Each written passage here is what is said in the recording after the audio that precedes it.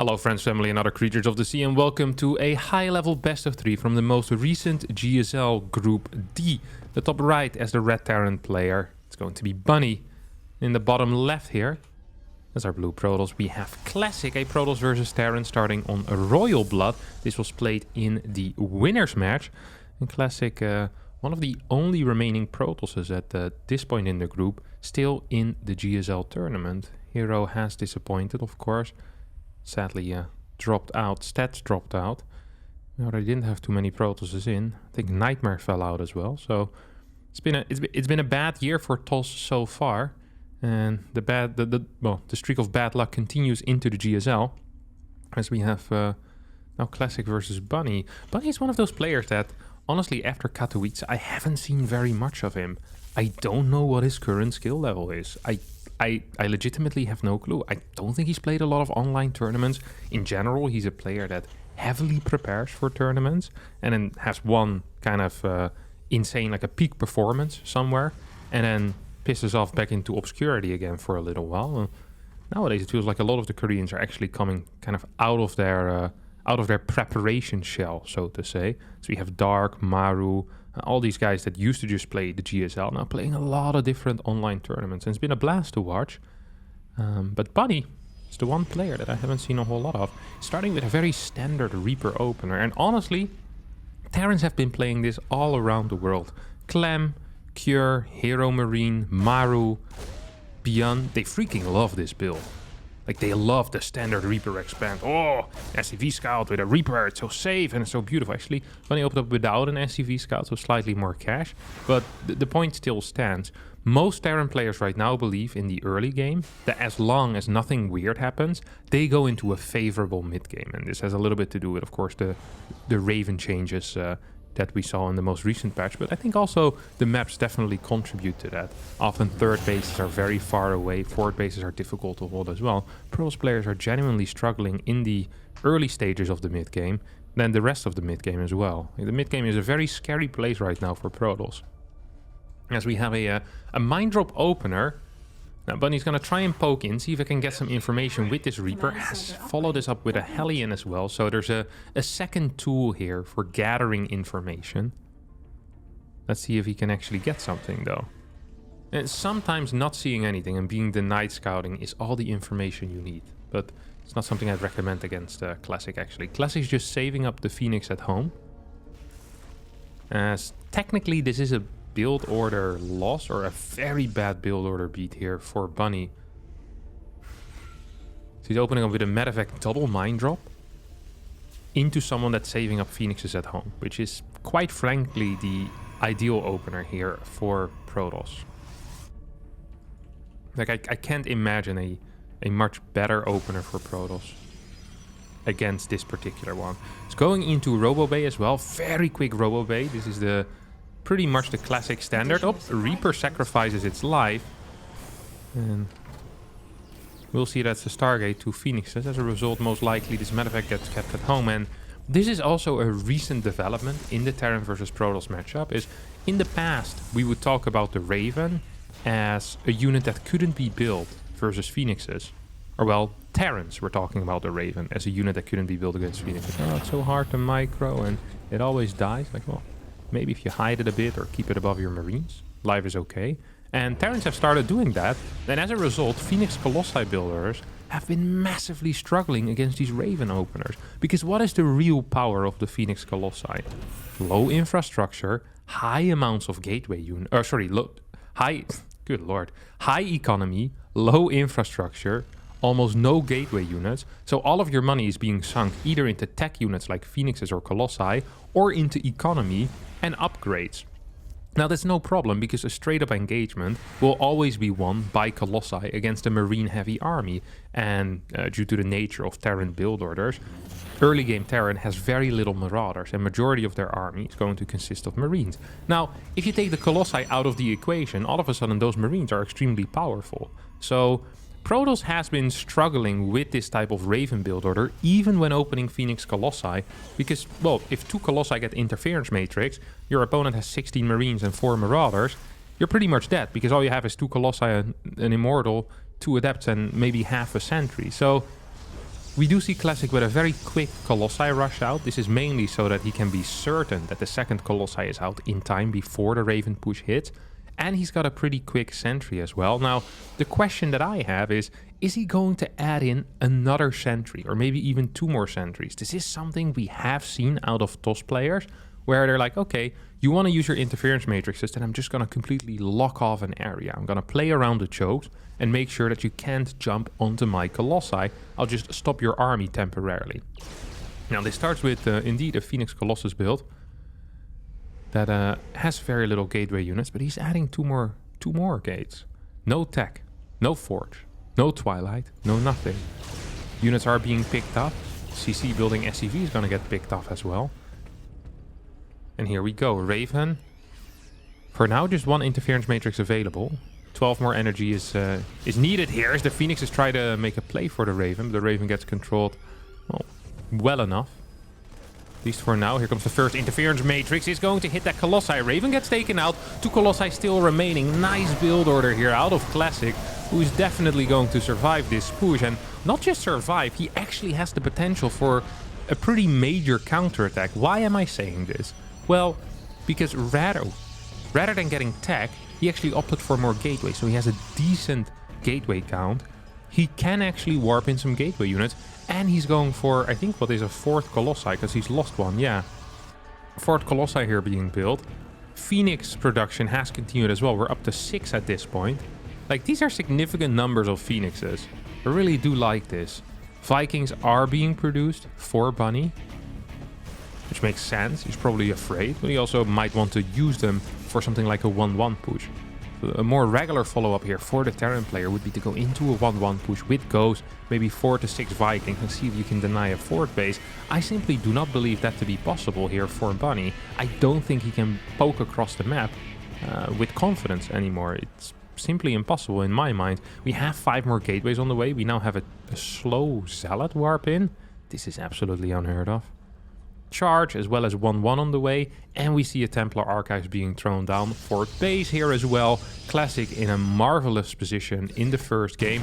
Loses a Phoenix to a mine, but yeah, overall resources lost still looking well, painting a very rose-colored picture here for Classic and for Protoss fans around the world. Templar Archives is kind of late. The Ghosts are already on the way, so the counter for the Archon has already arrived. It's very unlikely that this is going to be for Storm. This fort base is going to be a banger if it actually does go up. What am I seeing? Like a battery. Pretty poor vision on the top side out of Classic, by the way. It's really struggling with, or should be struggling with army positioning. Luckily for him, Bunny has built a lot of Vikings, so splitting army is difficult here for the Terran player. I really think Bunny wanted to go for like a 1-1 Ghost Viking push. Then saw what he was up against. Like, maybe it's not my push. It's like when you walk into a shop, you know, into a bakery, you're like, oh, let me buy some bread. And you see the price of the bread, it's like €3 for a bread. Like, are you mental?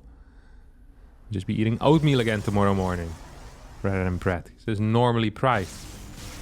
Who really buys bread at a bakery anyway? So expensive, holy crap. This base actually gonna get cancelled, or killed even, as we have the slow Zealot run by of a lifetime here moving in. EMP hits every single unit. Bunny's looking, it's like, wait, is my opponent an idiot? Like, this is not what's supposed to happen here. Zealots are now going to connect with some of these SCVs. That's nice, but losing 8 Zealots to kill 5 SCVs is what we call not a very good trade. It's actually quite a bad trade. Fort base is being rebuilt. This base was basically lost due to being out of position, not because the army wasn't big enough. So Bunny did some good maneuvering there and paid off, you know, definitely did pay off. Now Bunny is actually the one that's in a bit of trouble because he's completely out of position. This could actually be a base trade scenario here, but I might be favoring Classic. Does he have any disruptors at home? He doesn't yet. Does he have a second robo? He doesn't yet either. And here we go indeed. It's going to be a full-on base trade scenario. Command center gets lifted. SCVs try to evacuate as simultaneously all of these workers are going to get taken out. Now I'm not so sure anymore who is winning this. Classic wants to quickly breach the main base. I think that is an okay call.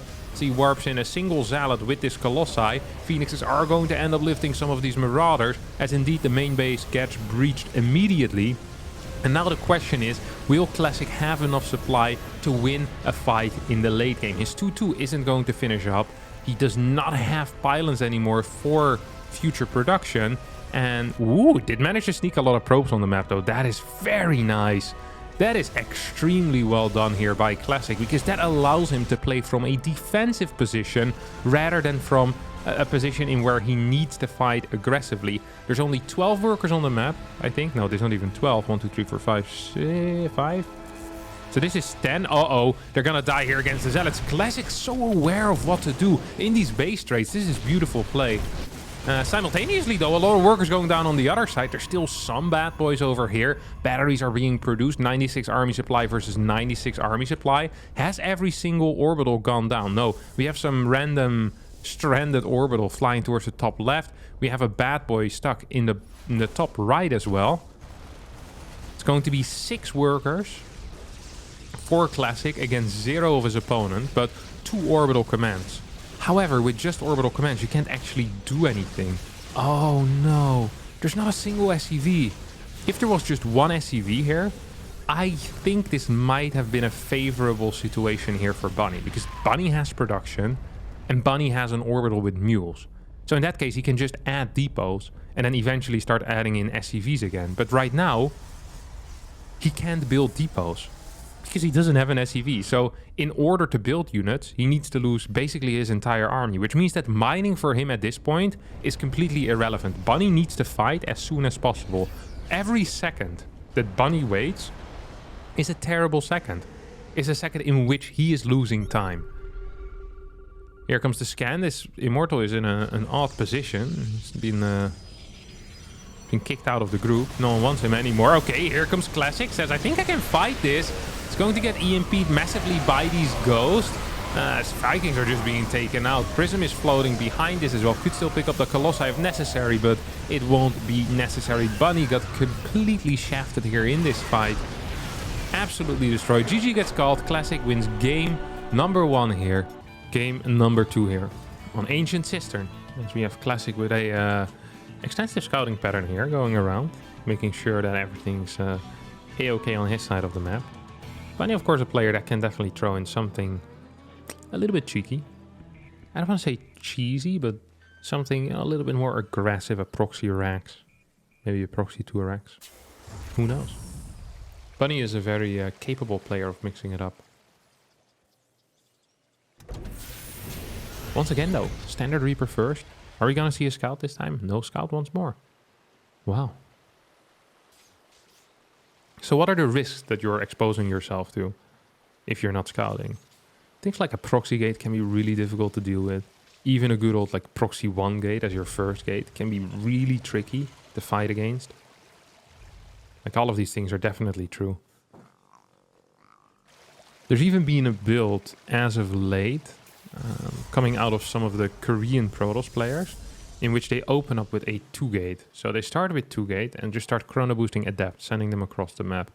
I honestly believe if you don't scout and your bunker doesn't finish before the first 2 adepts are on your side of the map, it is possible that the game just ends. Like it can be really, really bad and really quite painful. You have so little units when you're opening up with a Reaper. It is the opener that Terran has with the least amount of units early on. That's why they always get a blind bunker. Always, always, always. And even if they scout, they get a bunker. Because a single adept can completely ruin your build order. So just following this Reaper, trying to get some information. Classic opening up with the Twilight Council. He has done this before on this particular map. Often following it up with some 3 or 4 gate pressure. Not an all-in, some pressure, heavy pressure. Yes, there are some worker cuts, but that's only normal. Hallion here is being constructed. So once again, but man, I'm telling you, these Terrans, they've really figured something out. Yet when you talk with the Terrans, they'll tell you, it's like, TVP, freaking difficult, man. Can't win that matchup for the life of me. But then when you watch them play, like these are people that have something to lose, you know, not something to win. You can't pretend that you don't like the matchup and then play standard macro every single game. Because when they didn't like the matchup, they were playing 2 gas builds every single time and proxying barracks and blocking with E-base, you know, trying to trick the Protoss into losing the game. But now it's like, you know, I actually think with macro, it's the best chance I can be ahead in the mid game and actually deal some damage. Last game, however, didn't really work out. I did like the build order that Classic was playing. What do I think of the current build order? It's going into 3 gate. Robo. Pretty late Robo here, actually. Doesn't really feel like this can be a 3-gate attack. I'm not entirely sure, though. I am not entirely sure what the plan here is for Classic. I'm not sure if he is sure what the plan is for Classic. Does Classic know what his own plan is? I think that is a very fair question to ask here. I think that's actually a very fair question to ask. We have a very uncommon build order. This is really not okay. Okay, I thought he was going to move out with Cyclone and Marines after a Reaper opener. I've never seen this in my life, but it's not quite the case here. Cyclone is going to catch a stray Adept. This Hellions trying to get some information. The only information that it gets is that, well, there are a bunch of Stalkers out. Cyclone saw the 3rd base. That is a really big scout. That is actually a big scout, because this allows Bunny to stop tank production. As a Terran player, you want to get as little tanks as possible. Ideally none. But against Blink builders, it often is advised that you get at least one. You get one in the main base for the Blink in, then you have the bunker in front, right? You're managing both areas where the Blink Stalkers can attack with fairly little investment.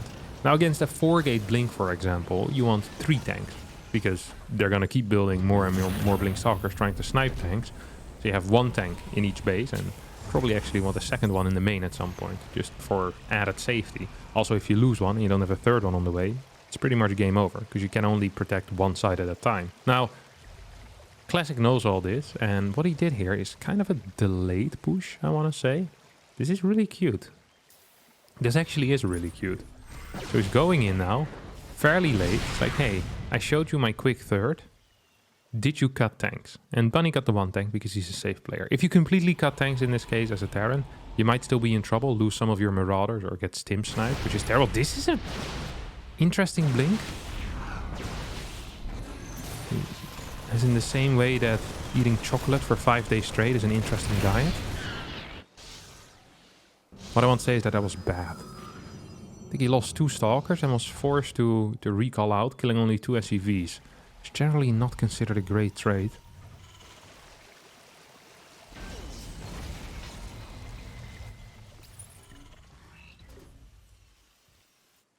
Double medevacs are moving towards the main base. Once again, please notice how poor the vision of Classic actually is. Oh my good lord, you can't be serious. He's coming here to snipe the combat shield. It's going for, well, just more than combat shield, honestly. He wants to get concussive shots. He thinks this is stim. Now he knows it isn't stim. Snipes a medevac. What an insane move, but a move that definitely worked out here. Can he hold at home? He has a Colossus at home, but this is the real banger. Let's take a look at the first person here for Classic. He's having a blast. He's having a blast. Bump it up. Another medevac. Oh, no. Oh, no. I'm in a death trap. No recall available because he wasted it earlier after that terrible blink in. 10, 11, 12 workers here being taken out. Single Colossi goes over to the 3rd bay to defend. But what was over there? Exactly a Raven with this army. So this bad boy gets interference matrix as Bunny is moving in to pretty much close out this game at this point. Look at that beautiful play here out of Bunny. Still does not have combat shield, which is painful. Does not have a 3rd base on the way, but he just killed 26 workers. He killed a Colossi. He can die against the counter-attack. I don't think it is possible. There's simply too little units here for Classic. There's not enough upgrades. It just doesn't have the army for it. So Bunny is safe. He's up in income, and he's adding on the necessary infrastructure right now. I think he's in a fabulous position. Did he manage to keep his Raven alive? No, he did not. That would have been the cherry on top of this delicious Terran cake already. Keeping the Raven alive. Oh, triple mine drop now being loaded up. Classic definitely spotted that and sends out a squad of elite snipers out on the map to deal with this minor threat. Uh-oh. I think it's gonna be too late here. He's definitely going to be too late. Oh, no, in time? Needed 1 more Stalker there for the double shot. The double volley. A little bit sloppy out of Classic. That's 8 supply that he definitely needed to kill in order to have a chance in this game. Don't forget, Classic does have a massive window in which he can be attacked. due to combat shield not being out yet. Marines without combat shield are garbage, and a Terran army without Marines is garbage. And thus, yeah, we're kind of in a position where Bunny can't do a whole lot before this upgrade finishes up. He's trying to move out across the map because he wants to capitalize on the advantage that he created for himself. But Classic managed to chrono out a lot of workers here. He's getting back to an okay worker count. Don't forget that the third CC of Bunny was fairly late. So despite his worker count being very high, his saturation was garbage. That's like 32 workers he had in his natural. Now they're transferring over. Still have a position here, but this Marauder count is fairly low actually. Tanks are being produced behind this, which is an odd call. I'm not quite familiar with it. Oh my god. The 4 mine drop killed another 13 workers. That is 41 workers here being killed. Good old Bunny, the probe slayer. Only goes against the weak ones. He's a 23-year-old on the playground fighting against the 7-year-olds. It's like one of these Reddit questions, you know, how many 7-year-olds do you think you can beat? Now we saw what happens when... This also was posted on the Reddit of the Widow Mines. They're like, oh, let's actually try out how many probes we can take out. Well, so far 41. That's not cool. 2 tanks defensively actually helping out Stim fairly late here, coming out of Bunny. Vikings in the air are dishing out some nice damage. And a couple of SCVs will fall. 1-1 upgrades against 0-0 as Ghosts are on the way. That should be the end of this. I don't think Classic can continue attacking into this. Classic believes different. Or maybe Classic is desperate. There's a thin line between thinking different and being desperate. And I think right now he might have just been very desperate as he pushes in and it's getting absolutely blasted here, right? Vikings taking care of the Prism. Marauders taking care of the Colossi. And the Vikings, yeah, winning the game over here for Bunny with a 1-1 score. And we'll be going to the rubber match. Oh, wow. This time a very quick SCV scout here coming out of Bunny. Pre-barracks finishing. And he also changes up his build order. We'll open up with a Marine first. We still see major gas mining going on. So in my mind, this is going to be a Marine into factory. Oh, what a cute little move here. Oh, what a cute little move. Canceling the Marine. I like it when Terrans play with vision. Yeah, okay, it's going to be Marine into factory. Pretty much like I thought. So he cancelled the Marine. And the reason for this is because Protoss players, they know the timing when the first Marine will pop out is 146. So sometimes they'll move up the stairs, up the little ramp here, and checks like, okay, 150, nothing yet. And then mentally they make a note, could still be Marine, but most likely is Reaper. And as a result, they'll keep their first Adept at home. Because you don't want to send your first Adept across the map if there's a Reaper out, right? Or you'll be forced into building a battery, which also would be a good play. You know, if your opponent builds a battery, when you open up with a Marine, you're happy. Now, the particular build which Bunny is playing here, as I swap the colors around, the particular build which Bunny is playing is actually very weak against single Adept harass. Because it has so little units. Your reactor is delayed, your first factory unit is quite fast, but if the Adept makes his way across the map immediately, there's just a single Marine defending this CC. So, Classic, I think, waited just for 4 or 3 seconds, afraid of the Reaper, and then realized, wait a second, I've been bamboozled! I've been tricked! And now it's too late. CC finished up. This is actually a really big moment with this build order. It sounds stupid, but it is small things like this where the game can completely fall apart if it does end up going wrong. So Bunny is going to be quite pleased with himself here. Now, second Adept is making its way over across the map as well. I'm surprised that Classic believes he can deal real damage here. I've never really seen this happen. Most of the time this ends up poorly for the toss, which kind of is the case here once more. And he killed 1 Marine, lost an Adept. Oh, might get a Hellion for his troubles though, will definitely. So that evens it up, but that was Bunny's mistake. I think theoretically sending 2 Adepts across the map is a risky play that almost never pays off. Now there's a second gateway on the way, we have a robotics facility as well. I think it is quite popular actually to build a battery in this case still. Just for safety's sake. If you're playing against this particular build order. Things like a 7 mine drop with a Cyclone have been very popular in Korea. Both Beyond and Cure are massive fans of the build. And I'm surprised to see a complete skip here on the battery. It did open up with triple adepts, but seemed just a little bit risky to me. So yes, this build technically is safe, but it can so quickly go completely wrong. Especially if you're not chrono boosting out Phoenixes. Phoenix gets taken out here by the Mind plus Viking combination. And that is exactly what you don't want. If I were to ever write a book, things not to do with Phoenix Colossi, losing my first Phoenix would definitely be... That's what I'd call my first chapter. Now, don't lose the Phoenix. And then my second chapter would be don't lose the Colossi. Not quite sure how to fill up the rest of the book, because that's really all there is to it. I guess we could have a chapter about gas timings and different responses. I don't think this will become a New York Times bestseller. I just have my sincere doubts. Not just a book on StarCraft 2 strategy, but a book on a single matchup, a very specific strategy. It would be fantastic to write, though. I feel like when you write a book like that, you really become invested in the topic. You know, you'll become the prime expert of Phoenix Colossi. Whenever someone plays Phoenix Colossi on TV, you know, they'll get you as the expert on the panel. Finally get to go on CNN and Fox News. So, Kevin, we saw Classic play some Phoenix Colossi. Right. Then you get to show your book as well. Like, I recently wrote a book on this topic. God, that would be fantastic. Can't wait to become a TV pundit, talking about Phoenix Colossi the entire day. I think that would actually be my dream job.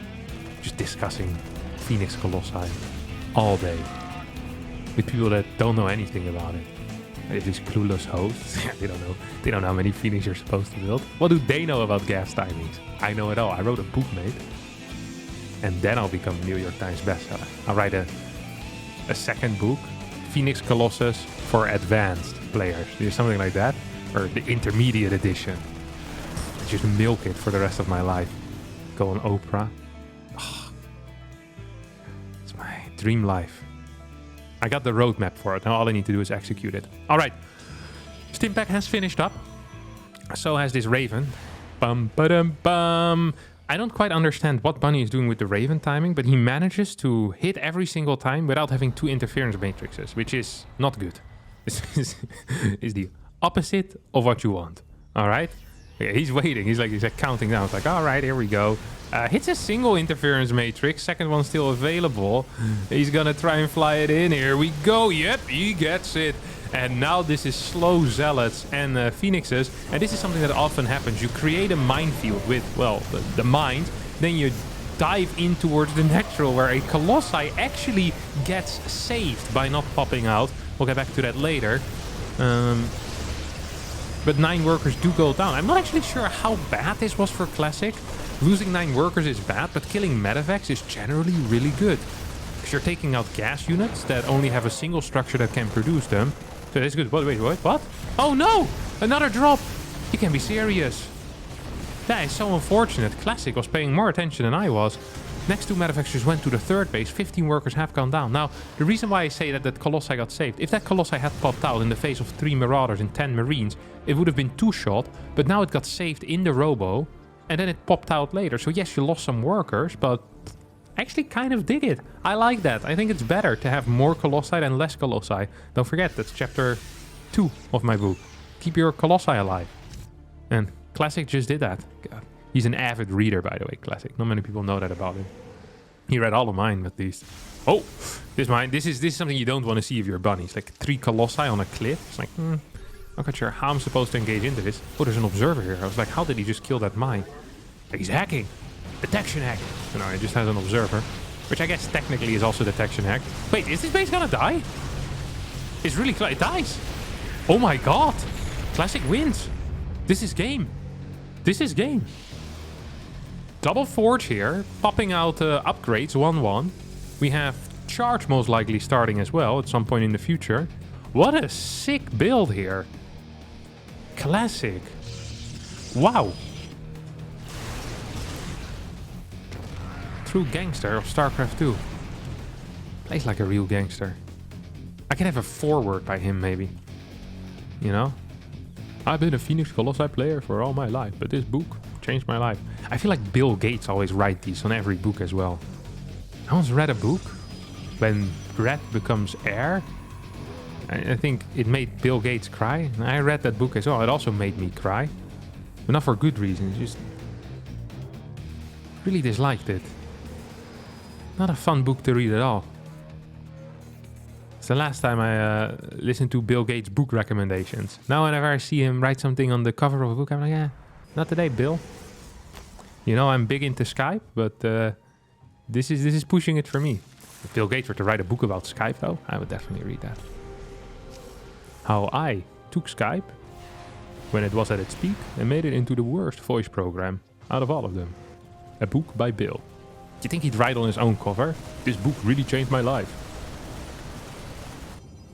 Well, it really changed my life. Man, I used to love Skype. I still love Skype. Bill really did a number on it, though.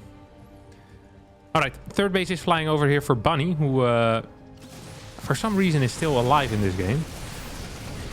We'll call it the power of Terran. He's been trying to get Protoss, but I have a feeling Classic is in the process of being Terran over here. Oh! Big EMP hitting on those Phoenixes. There's 4 Colossi out. This army looks freaking wank, by the way. Holy crap. What is this? Like they recruited all the idiots and put them in this army. This is Zealot, Stalker, 1 Sentry. Now finally we're getting some Archons. Some padding into the army, but Ghosts are out. Viking count is actually relatively large. Funnily enough, having like 2 or 3 mines in this comp would be freaking huge for Bunny. Something you don't really think about when playing Colossi. It would be the case. He's playing Blink 2-2. No disruptors yet. I'd love to see just a single disruptor. His Zealot count is so high though. He needs to get rid of some of them. He needs to start run buying with them. This is actually scary. This position is not cool to fight in right now for Classic. I don't think so. You can attack down or ramp into this with Zealots, can you? Control is good so far, but this army is still massive. Vikings took out every single Phoenix here. This was a really good fight for Bunny. Yeah, he needs to change the army comp. He needs to change where he's fighting. He really needs to get rid of some Zealots. He needs to run by, force this army back. This is the absolute peak of Bunny's army. Bunny is not gonna get stronger. He's not getting 2-2. It's so obvious as well as to what is kicking off. Oh no, there's no more anti-air here, except for the Stalkers and Archons, but no Phoenixes to tank some of these Viking shots. This is actually a little bit dangerous.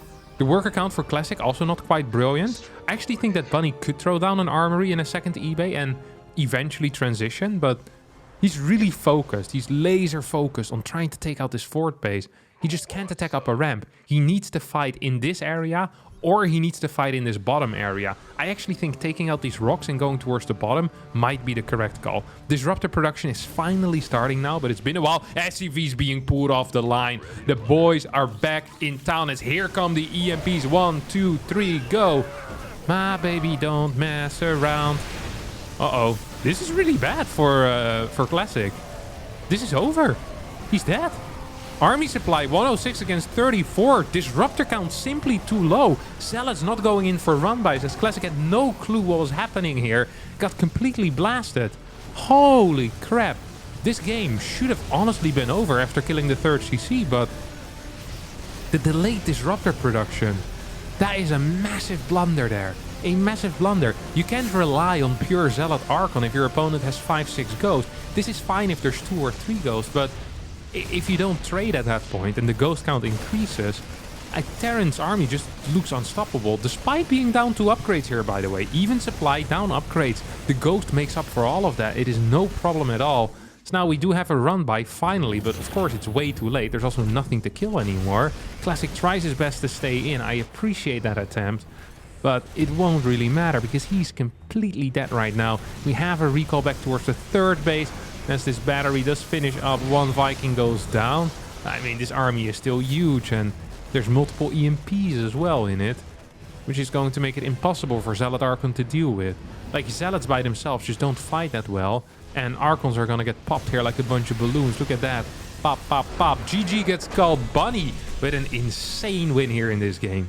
Oi, oi, oi, oi, oi. Getting first in the GSL group as well. That is absolutely fantastic. Very impressive result here after not seeing him play for a while. So he makes his way into the quarterfinals. And that, my dear friends, is going to be it for us today. you and I are splitting apart, at least until tomorrow. Thank you all so much for watching this video. If you did enjoy it, don't forget to hit the like button, subscribe to the channel, and I'll see all of you next time for a new video. Adios.